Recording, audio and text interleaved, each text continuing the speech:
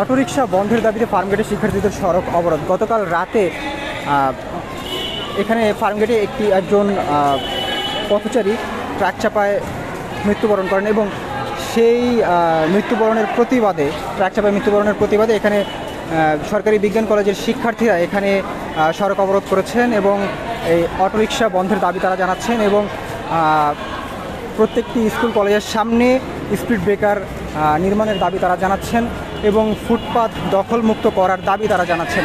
তাদের আরও বেশ কিছু দাবি রয়েছে, তাদের দাবিগুলো সম্পর্কে আমরা কথা বলবো। আমাদের মেন উদ্দেশ্য ছিল 4-5টা। একটা হলো অটোরিকশা বন্ধ করতে হবে, ফুটপাত দখলমুক্ত করতে হবে, কারণ ফুটপাত শিশুদের হাঁটা জায়গা, সেখানে কেন বিভিন্ন দোকানপাট বসবে, কেন হকাররা থাকবে। দেন হচ্ছে আপনার বজ্র ব্যবস্থাপনাটা ঠিক করা, ব্যাপক পরিমাণে বজ্র পানি জমে যায় বৃষ্টি হলে, আরো নানাবিধ সমস্যা। এই সকল সমস্যার নিরসনে আমরা মানববন্ধন করেছিলাম আজ থেকে আরো 3 বা 4 দিন আগে। আমরা ভাবছিলাম আশীর্বাদ স্বরূপ কিছু একটা হবে, তা হয়নি। অভিশাপ স্বরূপ কালকে আমার এক ভাই মারা গেছে কালীগাছের সামনে। ওখানে দেখতে পাচ্ছেন যে ওই যে টিনগুলো, ওই টিন মেইন সমস্যা। ওই টিনে ভাইয়া সাইড হতে গেছে, তখন ওই টিনে বাড়ি খেয়ে তারপরে আপনার ট্রাকটা পিছিয়ে দিয়ে চলে গেছে, একদম খারাপ অবস্থা আর কি। দেন আপনার ওটার বিরুদ্ধে আমরা আজকে প্রতিবাদ করতেছি, কিন্তু সুফল পাচ্ছি না। পুলিশরা এসে আমাদের বাধা দিচ্ছে, নানা ধরনের কটূক্তি করছে, তারপর আমাদের আওয়ামীপন্থীও জানিয়েছে আর কি। সেক্ষেত্রে আমরা প্রতিবাদ অব্যাহত রাখবো, আশা করি ভালো কিছু হবে। আমাদের পাশে থাকেন। পুলিশ কি ধরনের অসহযোগিতা করছে? পুলিশ অতর্কিতভাবে আমরা শান্তিপূর্ণ মিছিল করবো, তারা সামনে আমাদের ব্লক করে দিচ্ছে। বিভিন্নভাবে বলছে যে যখন শেখ হাসিনা ছিল তখন তোমরাই তাকে দেশ থেকে পালাতে বাধ্য করছো, এই টাইপের কথাগুলো বলছে। আর আপনার এখানে পুলিশ অতর্কিতভাবে আমাদের কলেজের ভিতরে ঢুকে কিছু বলেছে, আমরা জানি না, সেটা আমাদের সাথে কথা হয়েছে। দেন এসে আমাদের বিভিন্নভাবে উস্কিয়ে দিয়ে ওইদিকে পাঠিয়ে দিয়েছে। আপনার কথা তথ্য মতে শেখ হাসিনার পক্ষ নিয়ে পুলিশ কথা বলছে? হ্যাঁ, আমি শুনেছি আর কি। আমার একটা ছোট ভাই ছিল ওই গভর্নমেন্ট হাই স্কুল, সে আমাকে বললো একটু আগে আর কি। ধন্যবাদ আপনাকে।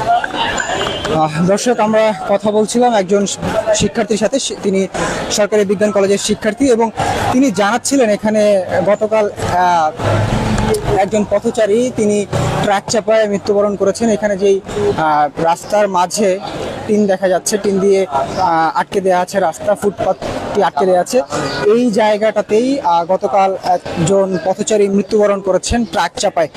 এবং তারই প্রতিবাদে আজকে সরকারি বিজ্ঞান কলেজের শিক্ষার্থীরা এখানে বিক্ষোভ পালন করছেন। তারা এখানে রাস্তা সড়ক অবরোধ করেছেন এবং তাদের যেই দাবিগুলো রয়েছে, অটোরিকশা বন্ধ করতে হবে, অটোরিকশা বন্ধের দাবি তারা জানাচ্ছেন এবং ফুটপাত দখলমুক্ত করতে হবে, এই দাবি তারা জানাচ্ছেন। যেমন দেখতে পাচ্ছেন এখানে ফুটপাতের মাঝখানে টিন দিয়ে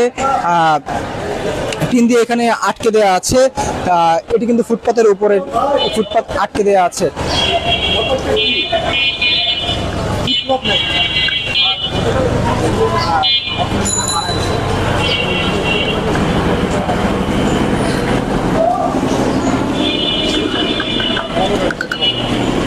তাদের যে দাবিগুলো রয়েছে, এই ফুটপাত দখলমুক্ত করতে হবে, অটোরিকশার যে দৌরাত্ম্য রয়েছে, এখানে প্রচুর অটোরিকশা চলাচল করে, এই অটোরিকশা বন্ধ করতে হবে এবং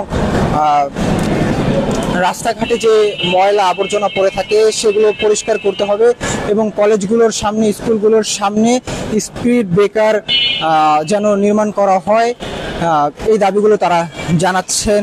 এখানে আমরা শিক্ষার্থীদের সাথে কথা বলে এই তথ্যগুলো জানতে পেরেছি।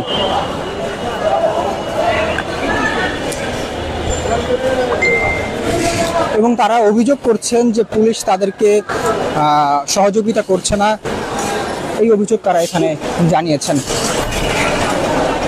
আমরা একটু সামনের দিকে যাচ্ছি এবং সেখানে আরো অনেক শিক্ষার্থীদের দেখা যাচ্ছে। একটু সামনের দিকে আমরা গিয়ে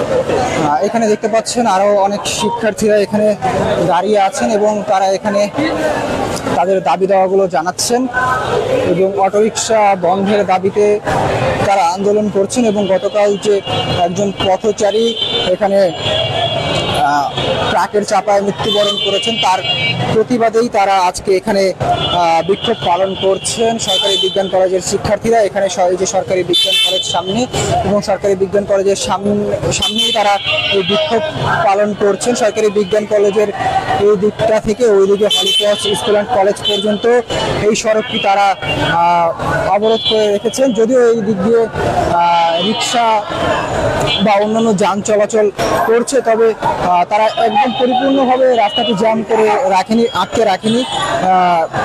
রিক্সা এবং অন্যান্য যান তারা চলাচল করতে দিচ্ছেন, তবে এখানে তারা অবস্থান করছেন এবং অবস্থান করে তারা ক্ষোভ প্রকাশ করছেন।